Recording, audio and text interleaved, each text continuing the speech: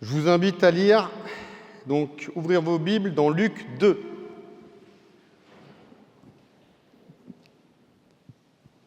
On est donc à la veille de Noël. C'est le jour de la venue du Christ sur la terre, Dieu qui s'est fait homme. Et c'est un moment qui est très important parce que c'est le début de la restauration du plan de Dieu pour nous réconcilier avec lui. C'est un moment extrêmement important. Dieu qui s'est fait homme pour notre salut, nous qui s'étions éloignés de lui à cause de notre péché. Et donc dans ce texte de Luc 2, il y a deux protagonistes qui sont très importants, qui viennent assister à cette naissance. C'est donc les bergers et leurs troupeaux. Vous l'avez, Luc 2, on va commencer du verset 8 et on va aller jusqu'au verset 20. Vous m'entendez bien ? Okay. Dans les champs environnants, je suis dans la version Summer, des bergers passaient la nuit pour garder leurs troupeaux. Un ange du Seigneur leur apparut et la gloire du Seigneur resplendit autour d'eux. Une grande frayeur les saisit, mais l'ange les rassura. « N'ayez pas peur, je vous annonce une nouvelle qui sera pour tout le peuple le sujet d'une très grande joie.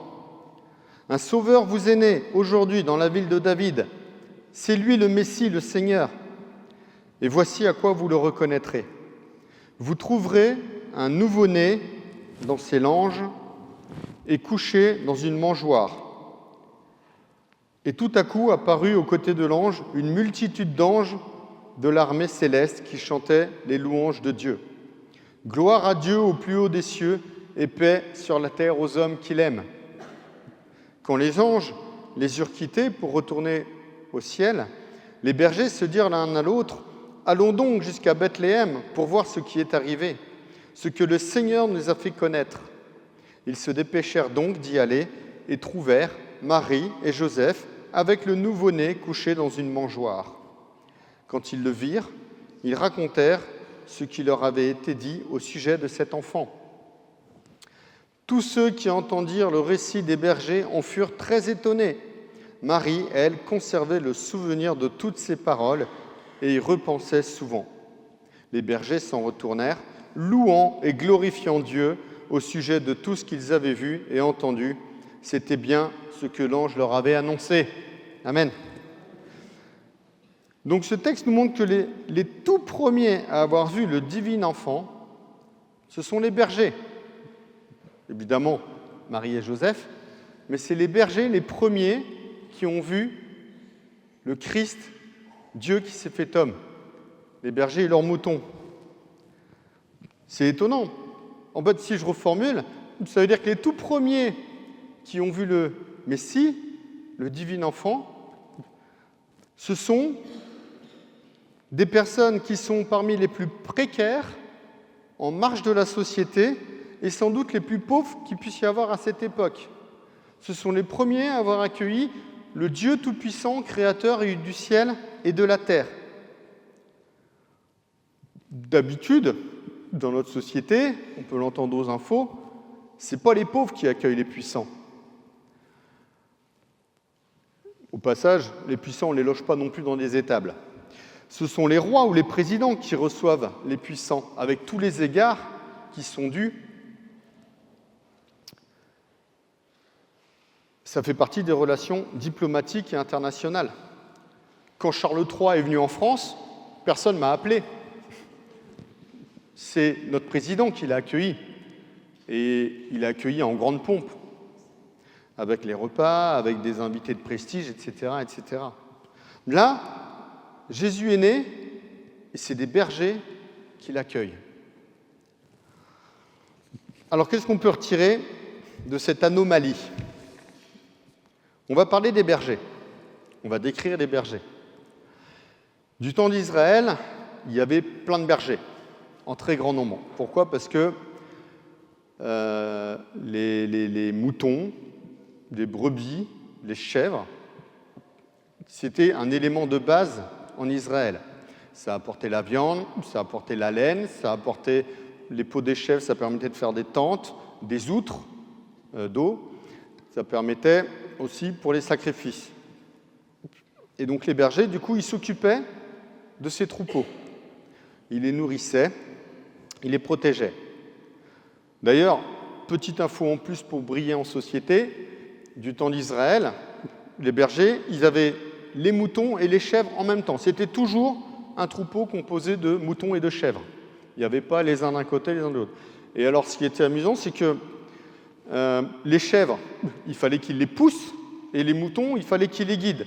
Donc le berger, ils avaient devant lui les chèvres, et ils avaient derrière eux les moutons. Et il fallait qu'ils arrivent à trimballer tout ça dans l'ordre, en ayant le visuel partout. Voilà, je ferme la parenthèse. C'est pour se mettre dans l'ambiance de l'époque. Et la vie du berger était extrêmement dure. Plus dure que la vie du berger d'aujourd'hui. Pourquoi ? Parce que, en plus d'être toujours en déplacement et de ne presque jamais être à l'abri et au chaud, donc ça c'est valable pour les bergers d'aujourd'hui, les bergers de l'époque travaillaient souvent pour des propriétaires. Les moutons, les brebis, les chèvres, ça ne leur appartenait pas. Ils devaient les garder. Ils n'avaient aucune possession là-dedans. C'était très rare que les bergers possèdent leurs propres bêtes. Et ils étaient responsables de chacune des têtes du troupeau. C'est-à-dire que, et ça c'est dans l'Exode qu'ils le disent, si jamais ils se faisaient voler un mouton, une brebis ou une chèvre, ils devaient la rembourser à leur propriétaire. Donc ils n'avaient déjà pas beaucoup d'argent, mais là ils devaient la rembourser. Si jamais une bête se faisait, et j'insiste sur le mot, déchiqueter par une bête sauvage, ou mangée par une bête sauvage, ils devaient apporter la preuve au propriétaire que effectivement c'est une bête sauvage qui avait fait le coup. Sinon, ils devaient aussi la rembourser au propriétaire. Donc, de base, ils n'avaient pas beaucoup de sous, mais en plus de ça, ils étaient responsables de moutons, de brebis, et ils devaient les rembourser si jamais ils en perdaient. Puisqu'on parle de bêtes sauvages, donc en France, on entend souvent parler aux infos des problèmes des prédateurs par rapport aux moutons. Il y a l'ours, le loup, le lynx. Alors le lynx est en voie d'extinction, le loup, il n'y en a plus beaucoup, donc ça limite pas mal les prédateurs. Mais ça arrive, on entend aux infos, et on peut lire ça dans les journaux. Et bien en Israël, en plus de l'ours, en plus du loup, alors il n'y a pas de lynx, mais il y a des chacals, il y a des hyènes, il y a des léopards, il y a des lions, et il y a des serpents et des scorpions. Alors eux, ils ne mangent pas le troupeau, mais ils peuvent tuer les bêtes. Et le berger, il était là pour protéger de tous ces animaux-là. Alors déjà, un berger face à un loup, c'est un peu compliqué, mais alors face à un lion ou un léopard, je ne vois pas trop comment il peut faire. Et donc le berger devait protéger le troupeau de tout ça, jour et nuit, à l'air libre et tout seul. J'ai pas vu s'ils avaient des chiens de berger à l'époque. J'en suis pas convaincu. Je pense qu'ils étaient vraiment tout seuls. Le seul moyen de défense pour un berger, c'était quoi ? C'était son bâton, le bâton de berger. Alors c'est pas un saucisson, hein. C'est un bâton qui lui permettait de s'en servir comme arme pour protéger son troupeau. Un bâton contre un ours. Vous voyez un peu la difficulté. Il avait un autre instrument, c'est la houlette. La houlette, en fait, c'est comme un bâton, mais qui finit recourbé, ça fait comme une crosse. Je sais pas si, j'ai pas regardé, je sais pas, souvent dans les vitraux, on voit des bergers et ils ont une crosse, mais alors eux, ça fait comme ça. C'est pas ça, hein. C'est juste une crosse. Et en fait, ça permet d'attraper le mouton ou la chèvre qui s'en va trop loin, ou par le cou ou par la patte, pour le ramener dans le droit chemin. Et donc, ils n'avaient que ça pour se défendre, et leur présence. Chaque soir, le berger devait donc compter son troupeau pour savoir s'il n'en manquait pas. Il se reposait dans un enclos qui était à ciel ouvert, donc qui protégeait en rien les animaux. Les voleurs, les animaux sauvages, c'était open bar. Et du coup, il les comptait et il se couchait à l'entrée de cet enclos pour éviter que les moutons s'en aillent et pour protéger si jamais des animaux sauvages ou des voleurs viennent par là. Et le fait de se coucher ainsi devant l'entrée en fait, il devenait ce qu'on appelle la porte des brebis. Et cette porte des brebis, Jésus y fait référence dans Jean 10. Il dit « Je suis la porte par laquelle passent les brebis ». En fait, c'est ça la porte des brebis. Mais on va revenir sur Jean 10.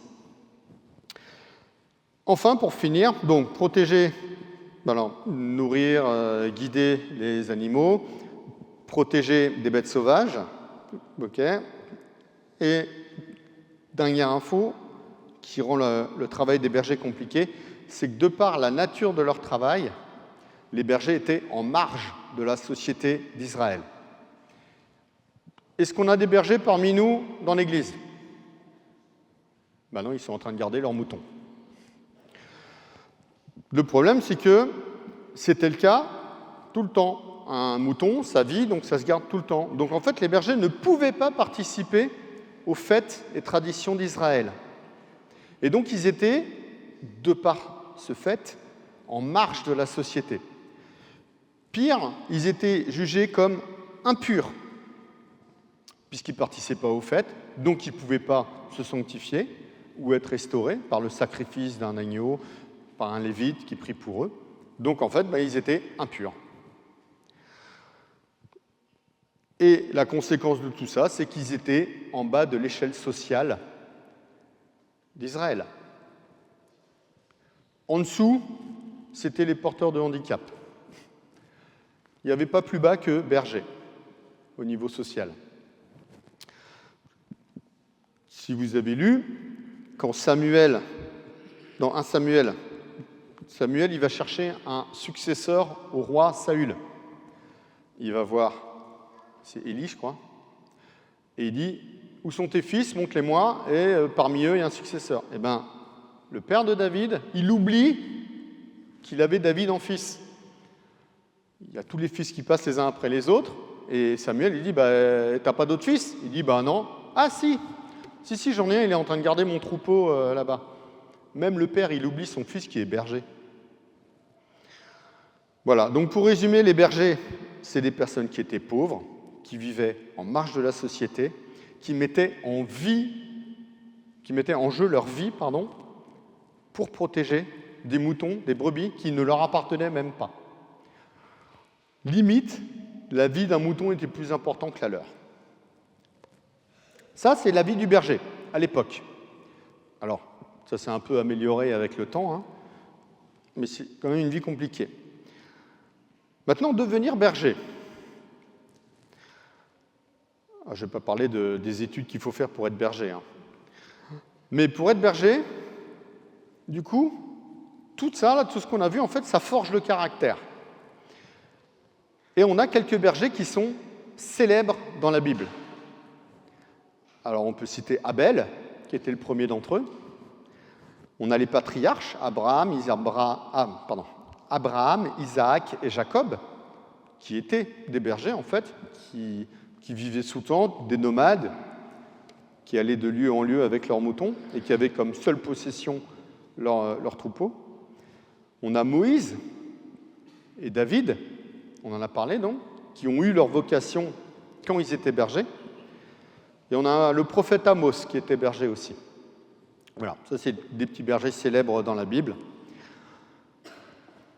Il y a plusieurs valeurs en tant que berger qui se développent naturellement.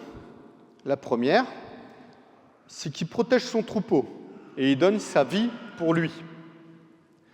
On l'a vu, le berger, le bon berger, parce qu'on va voir qu'il y a des mauvais bergers, il défend le troupeau des prédateurs au péril de sa vie. David, j'en ai parlé dans 1 Samuel, en fait, il a même tué des lions et des ours pour protéger les moutons de son père. C'est dans 1 Samuel 17, ça. Alors, ce n'est pas à la portée de tout le monde de tuer un ours et un lion, mais lui, il avait Dieu avec lui. La deuxième qualité, donc protéger son troupeau, il connaît ses moutons personnellement. Forcément, il passe son temps qu'avec eux.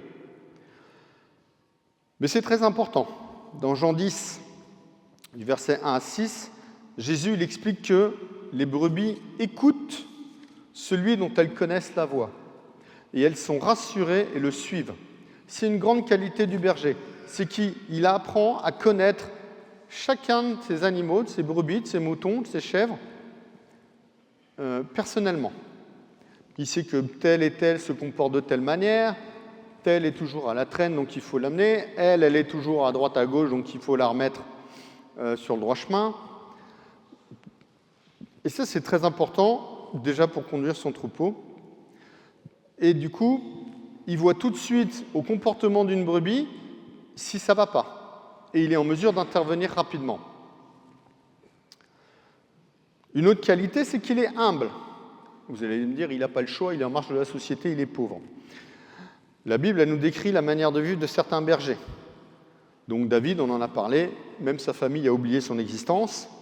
Moïse, en Exode, il est passé de prince d'Égypte à berger tout seul dans le désert. Il a pris une sacrée dose d'humilité avec cette chute-là. La manière de vie des patriarches, je l'ai dit rapidement, Abraham, Isaac et Jacob, ils vivaient en tente, sous tente, ils n'avaient pas de château, et les seuls biens qu'ils avaient, c'était leur troupeau. Et enfin, une dernière qualité qu'on peut nommer, ils ne peuvent compter que sur Dieu. Ils sont tout seuls. Il n'y a personne qui va venir les sauver, fusée de détresse, hélicoptère, non. Ils sont tout seuls. S'il y a un animal sauvage, s'il y a un brigand, s'ils perdent un animal, eh ben, ils ne peuvent que compter sur Dieu. Alors ces qualités que je viens de décrire pour un berger, en fait, c'est des qualités que nous, chrétiens, on devrait avoir. C'est des qualités que nous, chrétiens, on devrait développer. Alors on n'est pas des bergers de moutons, hein, de brebis ou de chèvres, mais on est bergers de ses frères et sœurs en Christ. Et c'est ce qu'on va développer maintenant. Le pasteur. Ah, je ne suis pas pasteur. Le pasteur. C'est son rôle d'être un berger. D'ailleurs, le mot pasteur, ça signifie garder le troupeau. Il y a ce qu'on appelle le pastoralisme. C'est une manière de gérer ses troupeaux à l'air libre, avec de l'eau propre, etc. Donc, pasteur, c'est garder le troupeau. Et garder le troupeau, ça signifie quoi? On l'a vu, ça signifie prendre soin de ses frères et sœurs, s'assurer qu'ils soient nourris spirituellement, les diriger dans la bonne voie, et enfin, les protéger des prédateurs. Alors nous, ce n'est pas des lions et des ours, mais c'est Satan et les mauvaises personnes, qu'on peut définir comme des loups dans l'Église. Et à l'extérieur de l'Église aussi, d'ailleurs. Alors, si le pasteur a en charge l'Église que Dieu lui confie, nous, on a des frères et sœurs aussi que Dieu nous confie. Ce n'est pas Dieu qui dit « toute l'Église, je la confie au pasteur, il se débrouille avec ça ». Non. Nous, chacun d'entre nous, on a des frères et sœurs que Dieu nous a confiés. Et on doit veiller sur eux. En fait, on est comme des mini-pasteurs. Et on doit développer nous-mêmes, du coup, les qualités d'un berger. Je les redéveloppe. Un chrétien, ça doit protéger physiquement et moralement ses frères et sœurs dans l'Église. C'est par amour pour eux qu'on le fait. C'est pas juste parce que le Seigneur nous le demande, mais par amour pour eux, on a envie que notre frère et notre sœur, ils aillent bien. On est malheureux quand il a des soucis. Alors on va prier pour lui. On va l'accompagner. Il y a un commandement du Seigneur qui dit « Tu aimeras ton prochain comme toi-même ». On est de la même famille. On est du même sang, le sang du Christ qui a coulé pour nous. Je reformule pour les jeunes qui sont là-haut. L'Église, c'est le sang. On est de la même famille. Et donc, on va prendre soin de nos frères et de nos sœurs. Pour prendre soin de nos frères et nos sœurs, il faut une deuxième qualité. Il faut les écouter, il faut les connaître. Si je ne connais pas mon frère ou ma sœur, je ne sais pas ce qui se passe dans sa vie, donc je ne sais pas si elle a un problème ou si tout va bien. Si je la connais, je sais que tel ou tel endroit, ça ne va pas, ou je sais qu'elle a une très bonne nouvelle. Ça marche dans les deux sens. Ce n'est pas juste prier pour ceux qui ne vont pas bien. Hein. On peut aussi remercier le Seigneur quand il y a des bonnes nouvelles. Mais pour ça, il faut être au courant. Il y a un passage dans la Bible, vous le connaissez, c'est Moïse, qui est contre Amalek. Et Moïse, il est sur une montagne. Et c'est quand il prie, il a les bras levés, le peuple d'Israël gagne le combat. Quand il baisse les bras, c'est Amalek, l'ennemi, qui gagne le combat. Et du coup, lui, il a les bras levés, et il y a Hur et Aaron qui se tiennent de part et d'autre, qui lui tiennent les bras pour que le peuple puisse gagner. Mais ce qui nous intéresse dans cette histoire, c'est que Moïse, il est en haut d'une montagne, et il voit la situation. Il voit ce qui se passe. Il voit quand le peuple d'Israël commence à faiblir, ou il voit quand le peuple d'Israël il commence à gagner. Nous, on doit être sur cette position. Alors, sur une image, sur la montagne, c'est une image, mais l'idée, c'est pouvoir voir ce qui se passe dans l'Église, voir ce qui se passe chez telle ou telle famille, voir ce qui se passe pour telle ou telle personne. Et en fonction de ça, on sera à même de prier, « Seigneur, cette personne-là, sur tel sujet, ça ne va pas, je te prie d'intervenir. » Et là, on a une prière efficace. Ce n'est pas une prière envoyée en l'air, « Seigneur, aide cette personne, je ne sais pas pourquoi, mais aide-la. » C'est déjà un début, mais c'est mieux de connaître précisément. Donc, on a connaître, être proche d'eux, les écouter. Une autre qualité, on en a parlé, c'est de faire preuve d'humilité. On se place en position du serviteur. On est serviteurs les uns des autres. On n'est pas les princes de l'Église, on est les serviteurs de l'Église. On considère l'autre comme supérieur à nous. Ça, c'est dans Philippiens 2. Et enfin, comme pour les bergers, il faut compter sur Dieu. Ce n'est pas parce que je prie pour quelqu'un que la situation va se résoudre. C'est parce que Dieu va intervenir que la situation va se résoudre. Parce que Dieu a entendu nos prières et qu'il va agir. Mais moi, je n'ai aucun pouvoir. Je suis tout seul face à la difficulté. Quand j'ai fait le camp de cet été, on a eu une situation par rapport à la drogue. Je ne savais pas quoi faire. J'étais perdu face à cette... Je me dis, qu'est-ce que je fais ? La personne, elle est en manque, je lui ai confisqué son matériel, elle va pas bien. Je fais quoi ? Je ne vais pas lui redonner la drogue, c'est pas bon pour elle. Et en même temps, elle est en train de... j'ai plus que prier le Seigneur. Il n'y a que lui qui peut agir dans ces situations-là. Donc il faut compter sur eux. C'est Dieu qui qualifie, c'est lui qui répond aux prières. Et c'est lui qui envoie ces brebis à nous, pour qu'on en prenne soin. C'est dans Jean 10, au verset 16. Maintenant, on va voir, je vous ai dit qu'il y avait des mauvais bergers. Alors, j'ai paraphrasé les inconnus. C'est quoi la différence entre un bon berger et un mauvais berger ? On va voir le mauvais berger. Le mauvais berger, c'est celui qui garde, ou plutôt qui utilise le troupeau pour ses intérêts personnels. Il n'aime pas vraiment les brebis dont il a la charge. Et à la moindre difficulté, il va s'enfuir. Et il va laisser le troupeau tout seul, sans défense.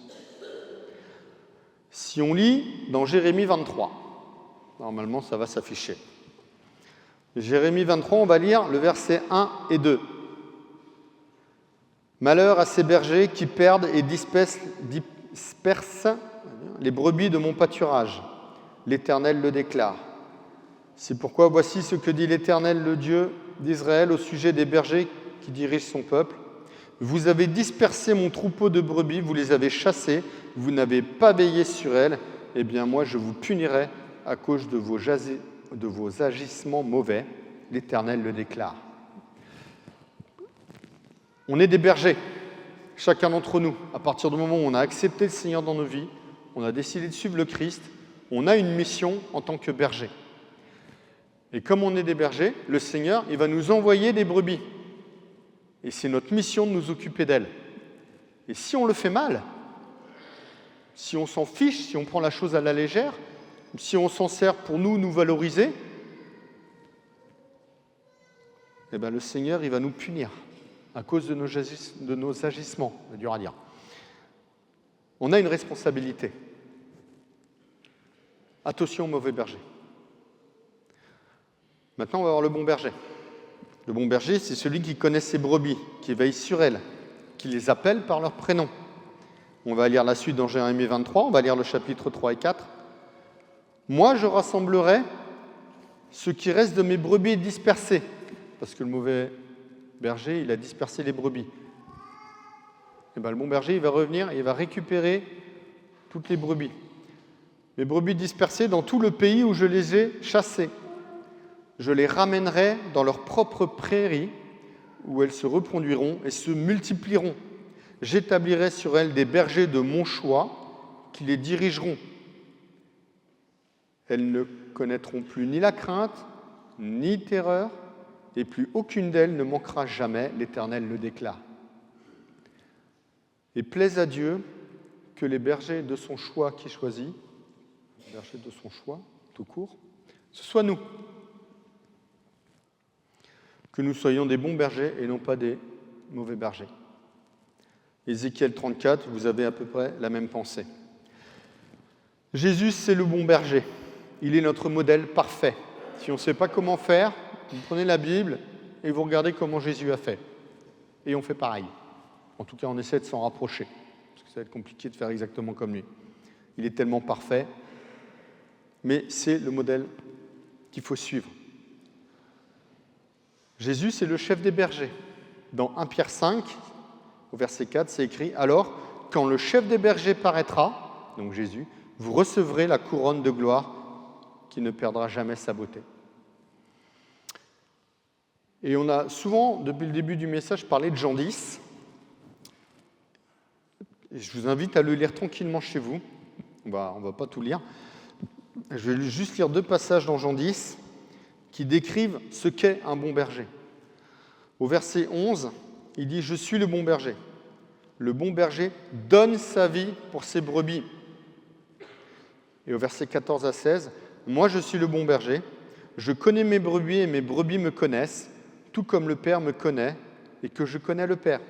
Je donne ma vie pour mes brebis. » Et il dit quelque chose de très important. « J'ai encore d'autres brebis qui ne sont pas dans cet enclos.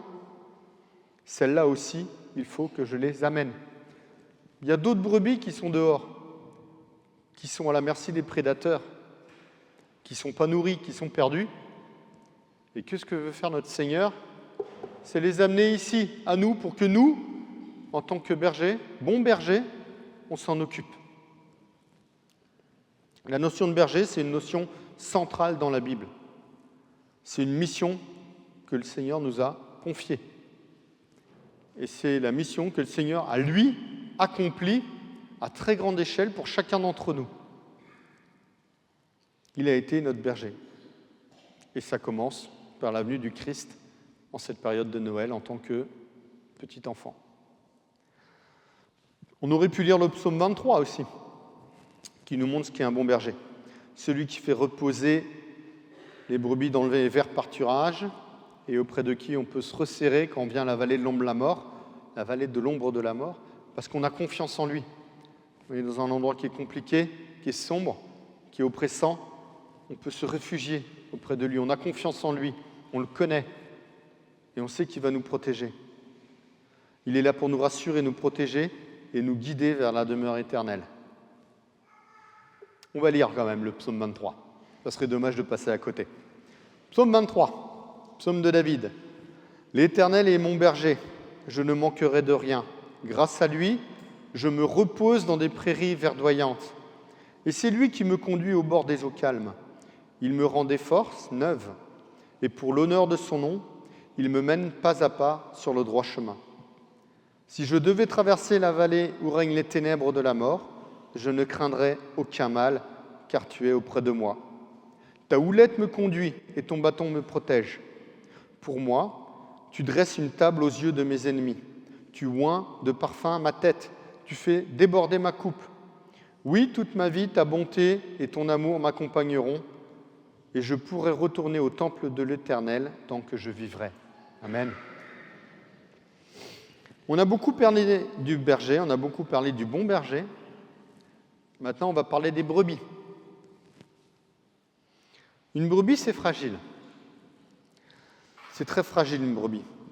Ça n'a pas beaucoup de défense face aux prédateurs. Ça ne vole pas, ça ne se cache pas, c'est pas mimétique, Ça n'a pas de pince ou de quoi que ce soit. C'est extrêmement faible face à un prédateur. Dans 1 Pierre 5, verset 8, il est dit « Ne vous laissez pas distraire, soyez vigilants, votre adversaire, le diable, rôde autour de vous comme un lion rugissant qui cherche quelqu'un à dévorer. » Donc non seulement on n'a pas beaucoup de défense, mais en plus, il y a un lion qui tourne autour de nous et qui attend qu'une seule chose, c'est de nous dévorer. Il y a le lion, mais il y a aussi les brigands qui viennent tromper, détruire et voler. Le seul moyen de défense d'une brebis, c'est le berger. C'est de lui faire confiance. C'est être avec le berger. Si la brebis, elle quitte le berger, elle est toute seule et elle est sans défense. Si elle est avec le berger et qu'elle a un bon berger, le berger va la protéger. Donc une brebis, elle fait confiance et elle se laisse guider par celui qui la dirige. Souvent, quand Jésus parle du berger, il parle des brebis. Il ne parle pas de moutons et chèvres, mais parce que les brebis, donc c'est la femme du mouton, les brebis, c'est l'Église, c'est l'épouse du Christ, c'est nous. On est chacun des brebis. Jésus va dire dans Matthieu 10, « Voici, je vous envoie comme des brebis. Au milieu des loups, soyez prudents comme des serpents et innocents comme des colombes. » On est donc des brebis. La vie, elle ne nous épargne pas. Ce n'est pas moi qui vais vous apprendre ça. On traverse des difficultés, il y a des épreuves qui peuvent être douloureuses, qui peuvent être compliquées, qui peuvent être longues. On a des incertitudes, surtout dans le monde dans lequel on évolue aujourd'hui. Et on a besoin, vraiment besoin d'un berger pour qu'il s'occupe de nous, qui nous protège et qui nous guide dans ce monde qui est usant, qui nous donne du repos. Matthieu 11, « Venez à moi, vous tous qui êtes accablés sous le poids d'un lourd fardeau, et je vous donnerai du repos. » Et donc, on a des bergers pour s'occuper de nous. On a Dieu, bien sûr, pour qui on a de la valeur à ses yeux. Et on a nos frères et sœurs qui nous entourent, qui sont là pour nous aider, pour nous prier pour nous, pour nous accompagner. Des frères et sœurs bienveillants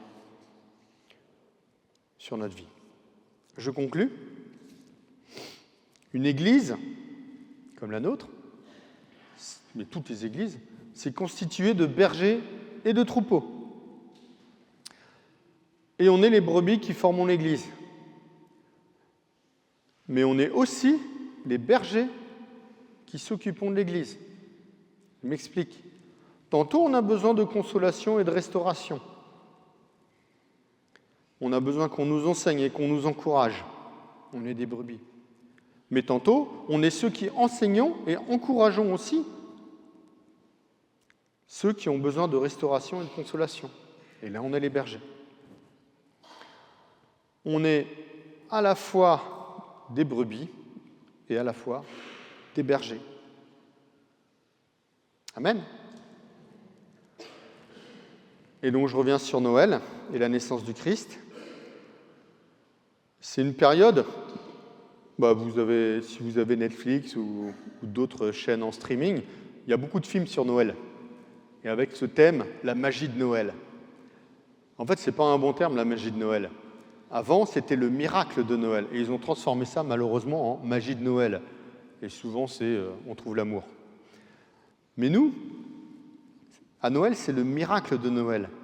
Miracle parce que Dieu s'est fait homme pour accomplir la bonne nouvelle, mais aussi miracle parce qu'il s'est d'abord fait connaître à qui ? Aux derniers d'entre tous, aux oubliés, aux plus petits, les bergers et leurs moutons, c'est-à-dire nous. Amen. Je vous souhaite un joyeux Noël. Soyons des bonnes brebis qui suivons nos bergers, soyons des bons bergers qui s'occupons bien des brebis.